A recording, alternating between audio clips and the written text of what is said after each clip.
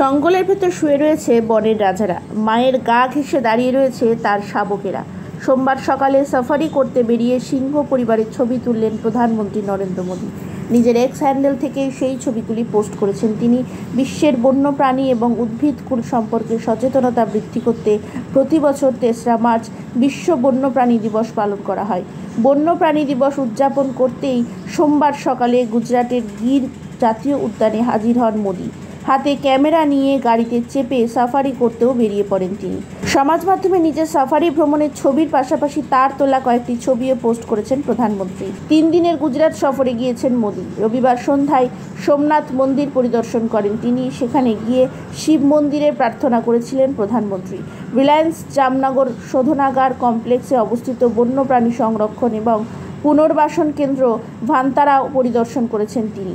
তারপর গুজরাট বন বিভাগ কর্তৃক পরিচালিত বনভবনে রাত্রিযাপন করেন প্রধানমন্ত্রী। সিংহ সদন থেকে কয়েকজন মন্ত্রী এবং বন বিভাগের ঊর্ধ্বতন কর্তাদের সঙ্গে সোমবার সকাল হতে না হতেই জঙ্গল সাফারিতে রওনা দেন মোদী।